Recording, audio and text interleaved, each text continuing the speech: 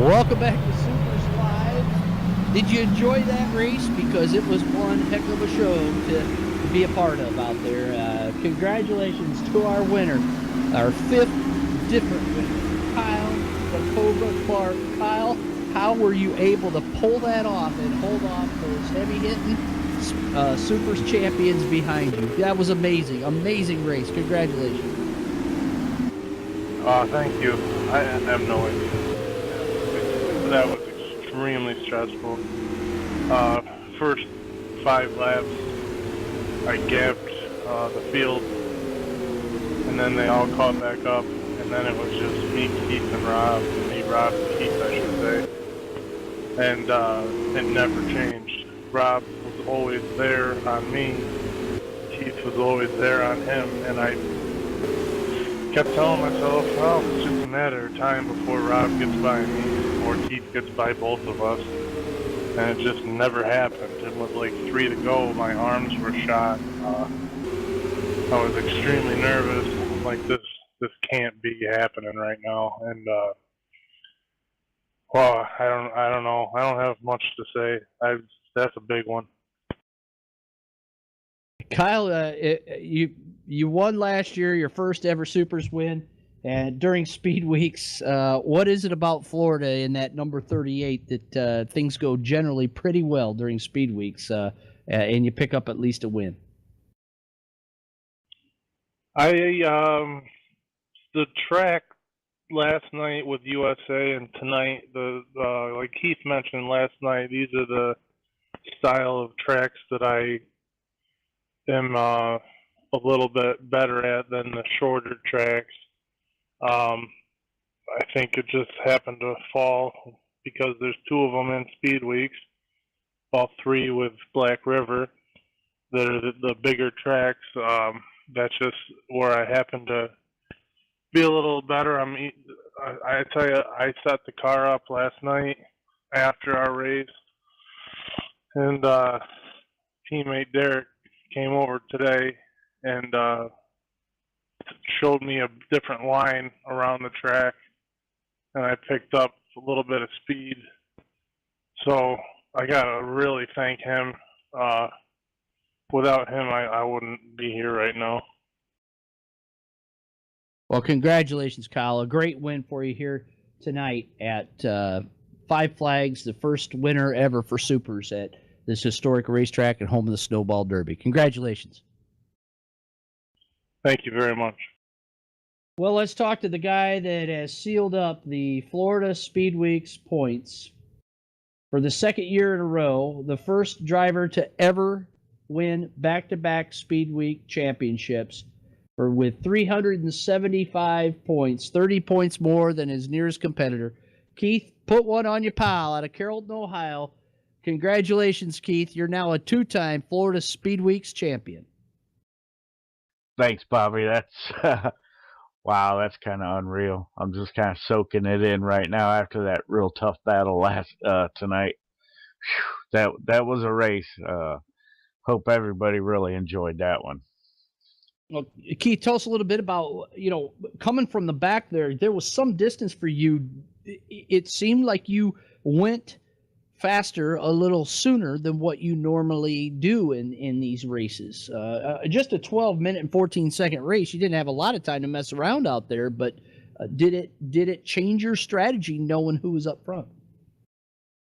Yeah, a little bit. I got through half of the field pretty quickly. It just kind of worked out that way. I wasn't really planning that, and it worked out that way. But then once I got into third, Kyle was a straightaway ahead of me, and Rob was, half a straightaway or more ahead of me. And then I kind of settled in. I knew I had a car that was going to come in pretty good at the end. They were fast all night, and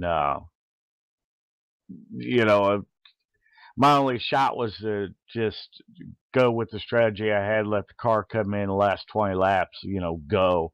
And the car came in. It was maybe about halfway to go or something like that, and the car started coming in. And I watched Rob. He started picking it up, and he started closing in on Kyle.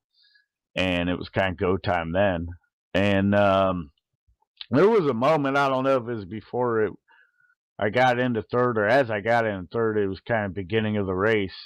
Somebody got out of shape on front straightaway. We had to jam up, and nobody hit anybody. It was kind of amazing. No wrecks or anything. I got through that, and then I just kept the car clean. Tried to be there at the end, and I caught Rob as he was trying to battle Kyle, and I could kind of tell Rob was throwing a lot at Kyle there, probably the last 50 laps of the race. And I said, wow, I'm just rolling through 3 or 4 so well, a lot better than those two. I said, well, let me start peeking on the outside. So a couple times I tried to make an effort on the outside, roll high into 1, try to carry that, at least get side by side with Rob a couple times, man. We battle side by side, and then I'd have to drop back, and then he'd go after Kyle again, and I'd wait, and then as he tried to beat him low into 1, it was kind of opening the door, so I went to the outside again. But it did work out. They had great cars. Congrats to Kyle. It's really neat. 5 different winners this week. That just kind of tells you the caliber of guys we got with us, and on that note, everybody that I had to battle for this championship a second year in a row, it means a lot. So thanks everybody for coming in this week and racing with us. Great racing tonight with Kyle and Rob. Congrats to them. I know they got to be wore out too. And man, Rob, he was in the thick of it the whole night. So, good job to him. And thanks to SUPRS. First finish race servers, and Kevin Timmons. He's done an awesome job on these, and I hope people enjoy watching them. I try to put on a show, there at the end for the crowd, so hope they enjoyed it. Well, I think it was a pretty good show all week long. Never off of the podium, and a finishing average of second all week long. Congratulations, Keith. Enjoy basking in it. Is be a short turnaround to get out to Phoenix for the Copperwell Classic next Tuesday. Yep, we'll have to start working on Phoenix. Set our sights to that. That's going to be a heck of a show with the wing and non-wing. That should be something too. So, just thanks, Bobby, and hey man, it's fun racing with you all week too, buddy. Keith put one on you, Paul, man. A great run for him through Speedweeks, and he's going to get ready to go like the rest of the drivers for the SUPRS Copper World Classic at Phoenix International Raceway. It's where the IndyCar Series is doing their open test for the start of their season, and with the new aero kits, it's been very exciting so far. And so when you're done here, make sure you tune in for those guys. They'll be on until 11 o'clock Eastern tonight, broadcasting on racecontrol.indycar.com. Why do we pump them up? Because the Supermodifieds put a whole lot of people into the IndyCar series over the years. And Oswego Speedway, known as the Indy of the East.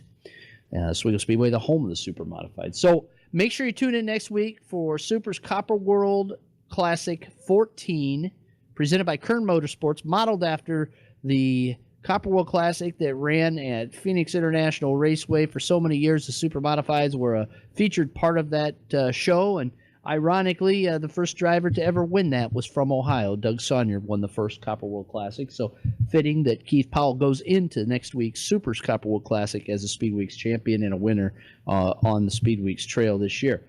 So, folks, we're going to wrap it up. It has been a phenomenal week of racing. 200 feature laps turned. We had 4 different fast qualifiers, 5 different winners, 4 different states represented in victory lane. We had 3 different chassis win features here this week, and we had over 6 hours of broadcasting. So, and it's all thanks to our production manager, Kevin Timmons, for doing such a great job with breezegraphics.com as well for all the graphics work. First to Finish Race Servers for their hard work on all of our in-house race servers. We don't rent, we build our own. Folks, make sure you come back next week for the SUPRS Copper World Classic.